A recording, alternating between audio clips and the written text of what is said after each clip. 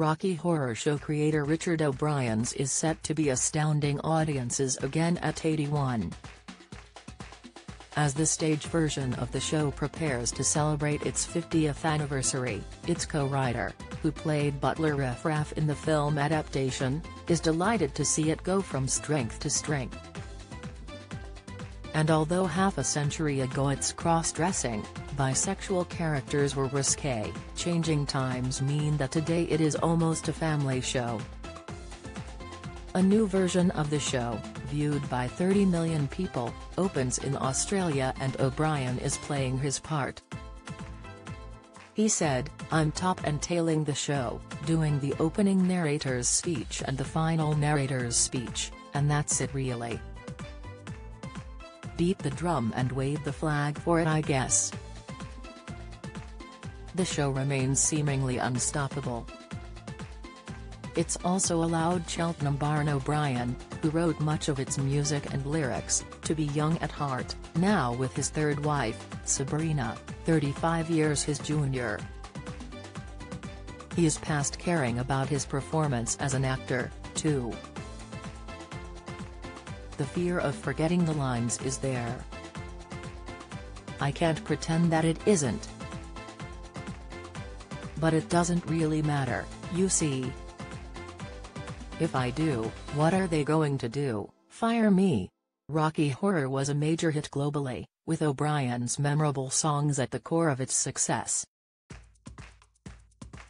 Among them was the Time Warp, whose simple dance instructions, "It's just a jump to the left," were performed up and down the aisles of countless theaters and cinemas. The musical was a pastiche, he says, of B-horror movies which he'd watched. This inspired opening number science fiction double feature. He combined this new song with others in a drawer and it began to take shape into a proper musical. Or did it? O'Brien said, "I don't know whether I ever had that much confidence. I knew I was writing something that was pleasing me and making me laugh. I remember when we opened at the theatre upstairs, Royal Court, and then we had a 3-week break to move the show to the nearby Classic Cinema. And on the opening night there, as we were leaving, Michael White, our producer, said, 'I think we've got a hit, Richard.'" But O'Brien didn't want to get too excited about things. He said, "It's a bit like that moment in a soap opera when somebody says, 'You know, darling, I've never been so happy in my entire life. You know, in the next episode, they're going to step in front of a bus.'" Rocky Horror had risque content, but with the end of the Lord Chamberlain's theatre censorship years before, the cast went for it, he says. "Nobody's saying you can't say that. You can't do that. We did whatever we did, as long as we knew it was entertaining. There's a certain amount of puerility in the show. But it's knowingly placed. And it's only for fun, and we weren't making any big statements for the show. It really was a piece of entertainment." Rocky Horror was also non-binary, 40 years ahead of the phrase entering the common lexicon. People have turned it into something for their own advantages and their own point of view.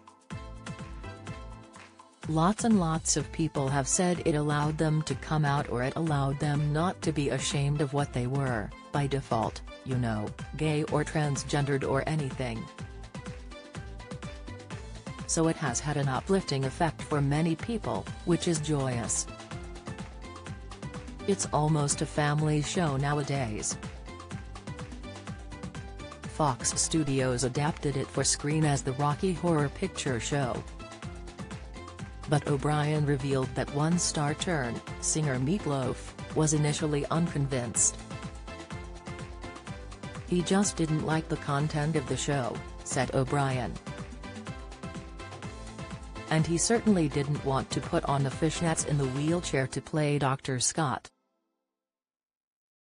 But once he got his first laugh, and he was being funny and comedic and getting a laugh, his whole attitude to the show changed. It wasn't an immediate hit for the struggling Fox Studios, however. They didn't want us to make the movie in the end. Although they had greenlit the project, there was a change in studio head. Alan Ladd Jr. didn't like the content and would have canned it if he could, but we'd gone a bit too far with the contracts. He had to bite the bullet and get on with it. In the end, it saved the bacon of 20th Century Fox. Rocky Horror saved them for 2 years as it was a continual player. It's the longest-running movie in cinema history. O'Brien paid tribute to its main star. Tim Curry, who I met during Hair, raised the bar on that performance. It's absolutely marvelous. He admits he's enjoyed the success of the show ever since. It would be perverse to let something like that be a stumbling block or some kind of restraint in your life. Enjoy it, and get some pleasure out of it. Don't beat yourself up about it. Once it started to be successful, I had the comfort of something to fall back on. O'Brien, once estimated to be worth £190 million, doesn't keep any memorabilia from the show, such as playbills or scripts. I'm not somebody that keeps mementos. Actually, I'm really not into it. Yesterday's gone, tomorrow's speculation. I live in the present and enjoy it. I'm not one that needs to be reassured and have all these things from my past around too. Well, actually, it's generally speaking to impress other people, I think, most of the time. It doesn't interest me. He will come to London for the 50th anniversary show on May 25, starring Oro Duba as Brad. Otherwise, it's back soon to his quiet life in New Zealand. It's idyllic in a way. We live down a dead-end street. We look out from our front porch across the water. It's not paradise, but demi-paradise. The Rocky Horror Show tours the UK until October 2023. For tickets, visit rockyhorror.co.uk.